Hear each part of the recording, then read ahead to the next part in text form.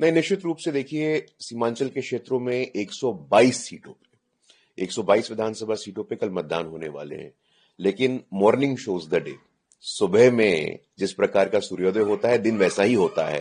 तो हम लोग आश्वस्त हैं, हम आशान्वित हैं कि जिस प्रकार से भारी जनादेश बम्पर वोटिंग पहले फेज में हुआ है, नीतीश कुमार जी का सुशासन, मोदी जी की मेहनत, 20 वर्षों का हमारा ट्रैक रिकॉर्ड, महिला कल्याण, मतदान और मोदी नीतीश की जोड़ी, हम आश्वस्त हैं और आशान्वित हैं कि कल 11 तारीख के भी वोटिंग में भी हमें इसी प्रकार से बम्पर आशीर्वाद मिलने जा रहा है और आगामी 14 तारीख को 2/3 बहुमत के साथ एनडीए सरकार बनाने जा रही है। नहीं, इन सब के बीच राहुल गांधी बिहार में थे और बिहार के पूर्णिया में उन्होंने कहा कि हम साफ साफ कहना चाहते हैं कि Narendra Modi, Amit Shah, chief election commissioner Gyanesh Kumar vote की चोरी कर रहे हैं। और इतना ही नहीं, उन्होंने कहा कि पूरा प्रयास बिहार में भी चल रहा है, आप लोग सावधान रहिए। जेन जेड बिहार के यूथ को कह रहे हैं कि आप अपनी रेस्पॉन्सिबिलिटी को समझिए, विजिलेंट रहिए, पोलिंग बूथ पर विजिलेंट रहिए, वोट की चोरी हो रही है। नरेंद्र मोदी और नीतीश कुमार वो काम कर रहे हैं अंबानी और अडानी के लिए।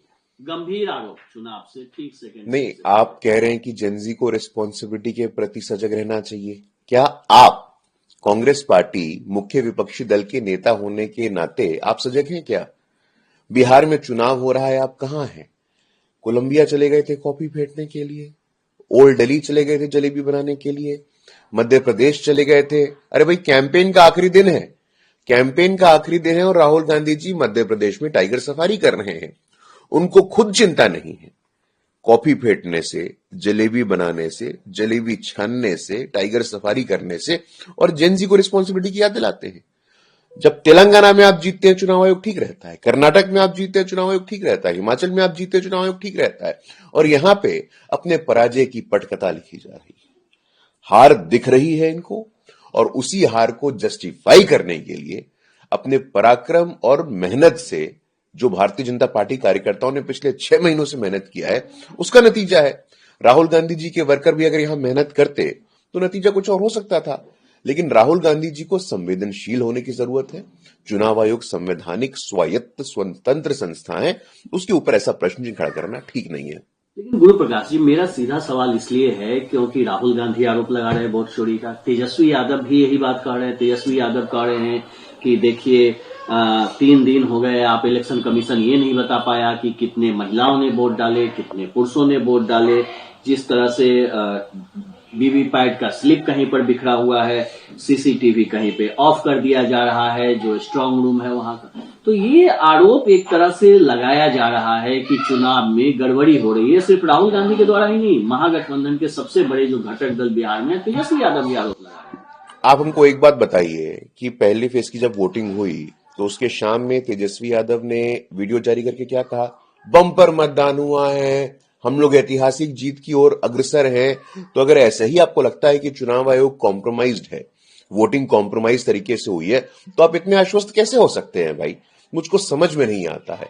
और मैं आपको एक बात बता दूं कि ये पटकथा है। एसआईआर को लेकर के भी जिस प्रकार से इन्होंने बिहार में एक आंदोलन शुरू किया, तेजस्वी यादव ने रियलाइज कर लिया। तेजस्वी यादव को इस बात का इल्म हो गया कि जमीन पे इसका कोई संबंध ही नहीं है।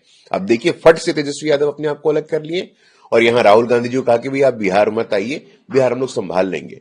तो बिहार के लोगों में कोई मुद्दा नहीं है भैया।